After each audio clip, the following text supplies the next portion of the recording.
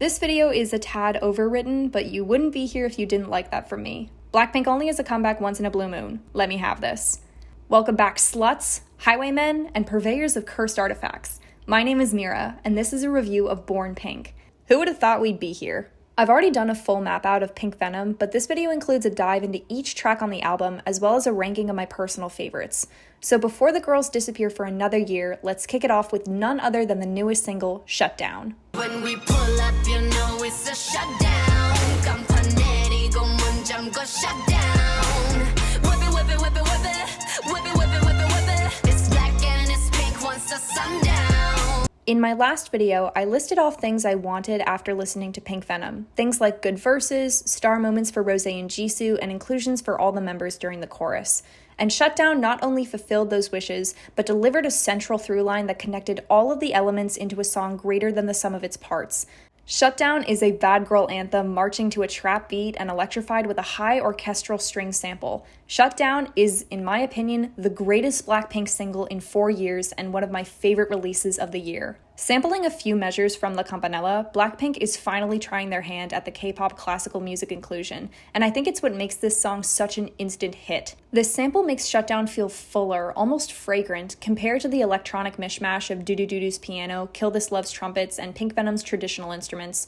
Maybe not as interesting as Feel My Rhythm, but certainly better than Hands Up and its siblings, Shutdown pours the sweet, citrusy violin over the sharp, salty beat. Shutdown is a teasing bolt-for-bolt song that harkens back to late great BLACKPINK hits like Playing with Fire and Boombayah. Like its older sisters, Shutdown starts off strong, with memorable verses oozing cattiness and trickling with good rhymes. I adore these lines shimmying over the catchy rhythm and the tiptoeing syllables spilling from each girl. I love the punch-point syllables speeding out of the members during the build-up, providing a vocal pulse to the mellow instrumental. Jennie and Lisa race over the beat before stamping their voices onto the ends of the measure. The transition from verse to chorus is fluid and exciting, setting that sauce to simmer with Jisoo's dramatic fire. Rosé slides right in to ice off the build-up and boom, Shutdown.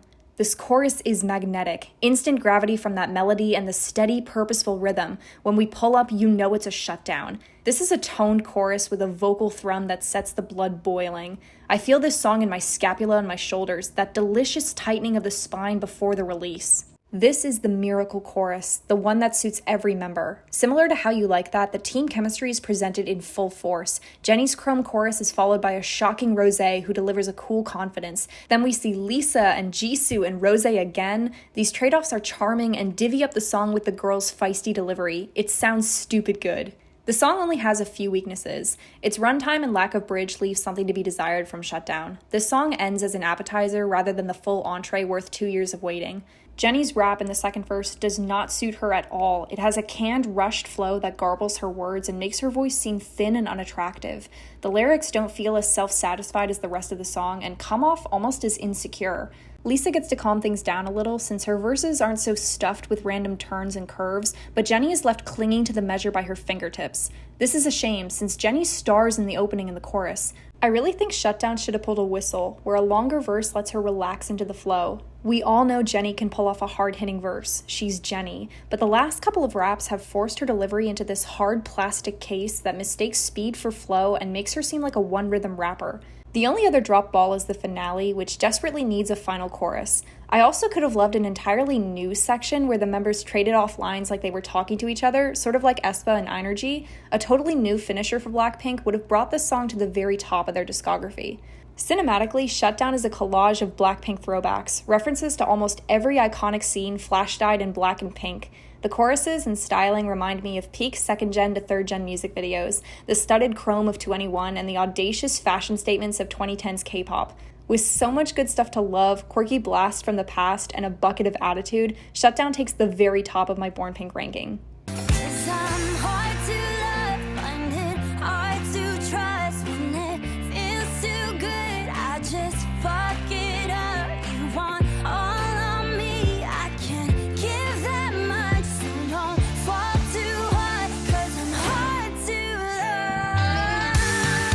This album is pretty different for BLACKPINK. Their usual 4-item menu has a hype song, a ballad, a pop song written in 2016, and a pop song written in 2018.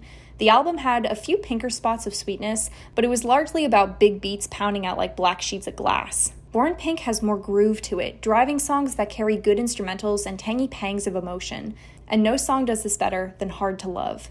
Hard to Love is sung by Rosé, and it's pretty obvious to me that this should have been on her solo album. Rosé's voice is very raw and tender, and you can hear the speaker's pain really clearly during the refrain. I like the fuzzy echo behind the verses, the distant hand claps, and the sunset over the water guitar riff. Hard to Love is sonically beachy and lyrically self-deprecating. The rolling tides of vocals stain this track a bittersweet watermelon pink, making Hard to Love the emotional heart of the album. It wouldn't be too much to say that Born Pink belongs to Rosé vocally. This is a stellar B-side deserving of a beautiful music video.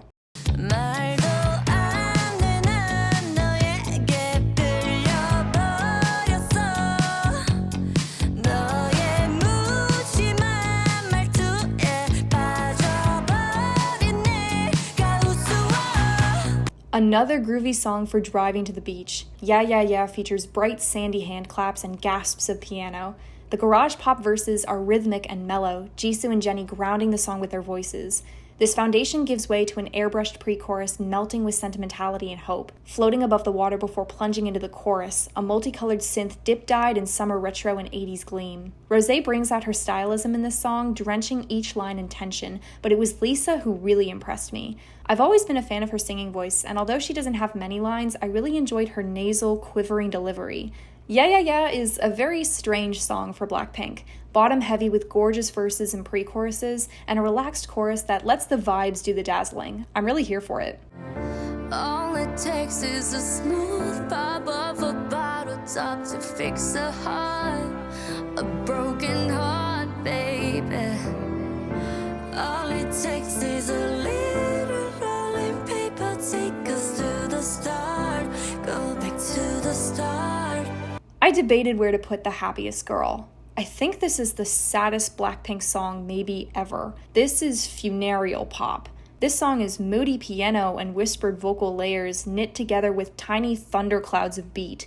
Instead of crescendoing, the Happiest Girl ends like a rainstorm, drizzled in instruments and vocals on the edge of tears. Lyrically, it may be my favorite song on the album. The doors we slammed, the plates we smashed echo with the sound of madness. I can't remember why we try. Don't make us saints, we're wards of pain. All it takes is the smooth pop of a bottle top to fix a broken heart, baby.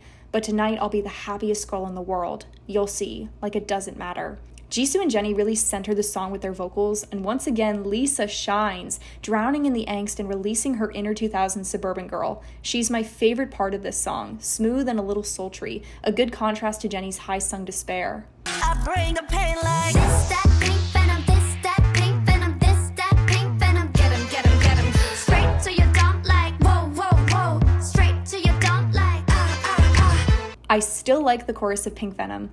Even though many of the tracks speak to Rosé, Lisa is the unexpected MVP. After years as the bombastic badass, this album shows that her minimal side is just as natural and charismatic as any other Lisa. I really like the ideas introduced in this track, like the traditional string instruments and the minimalistic chorus, but Pink Venom sort of disappears in the sea of EDM BLACKPINK songs. However, a little sauce and saffron keep it from dissolving entirely, and it gives us the best Lisa look to date. I replay this 30-second section of the song at least twice a day. everybody tells me to play nice. Everybody judge me looking twice. But my body don't belong to none of them though. And I'm not gonna change cause you say so. While a nice sentiment for BLACKPINK, Tally is so repetitive that it slips to the bottom of the album. Decent and pleasant for a time, it ultimately peters out into one of the more boring BLACKPINK tracks. There's no definition to Tally, no melody or rhythm that wakes me up from the monotonous drift of somber pink music. There's just nothing to break up the endless plateau of same-sounding measures. A little flavor in the instrumental might make this song the gritty piece of honesty that I think it wants to be. Jisoo has a few lovely moments in this song, and Jennie hits the perfect combination of heart-wrung and completely unapologetic. Lyrically, I think it's a really good song for BLACKPINK. I like the use of fucks and shits in a more low-key song, and I think the message rings really true considering BLACKPINK's experience. It would be easier to reverse the rise of the sun and undo the tides than to stop people from judging BLACKPINK. You produce a public persona for the world and it gets demeaned and bashed, so people poke into your private life and they mess shit up. You can't win. So might as well throw your hands up and live well. That's a really nice message. Cause I'm that girl that drive you crazy, but you can't leave me alone. Got you thinking maybe I was supernatural, put you under spells or look into a crystal ball. I'm not like these other girls at all.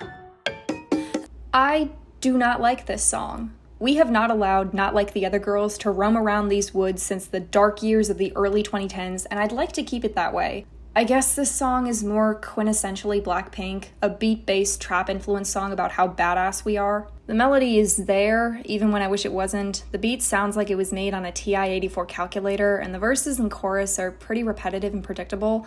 Even the pre-chorus feels squeezed out like so much processed toothpaste, the obligatory melodic change that always has to precede the drop, but it's the writing that puts this song almost dead last. Some of these rhymes are just cheesy, and some are drop your head in the sand and wait till it's over. Like, put you under a spell or look into a crystal ball, I'm not like these other girls at all. All of these girls on some uppercase shit, that mean they all cap.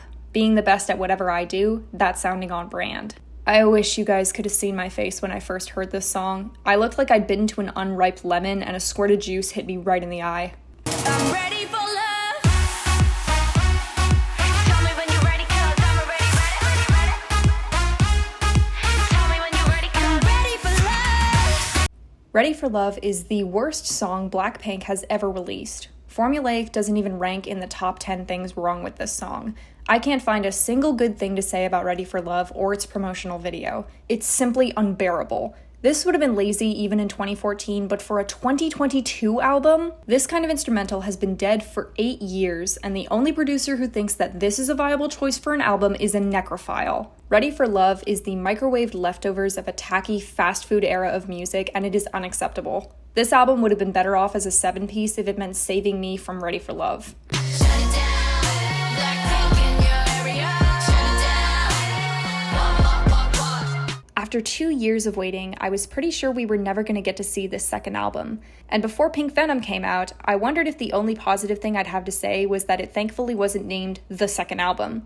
But to my surprise, Born Pink delivers some of the most enjoyable tracks of the year and freshens up BLACKPINK's discography with groovy guitars, a cocktail of synths, fragrant vocals, and a few poignant notes on BLACKPINK themselves. I really enjoyed Born Pink, and I'm deliriously pleased with Shutdown. Who knows? Maybe at the end of the year, some of these songs will be on my top 20 list. Let me know down below what you thought of the album. Did you think it was worth the wait? Which songs did you like? Which songs did you skip? How would you rank them?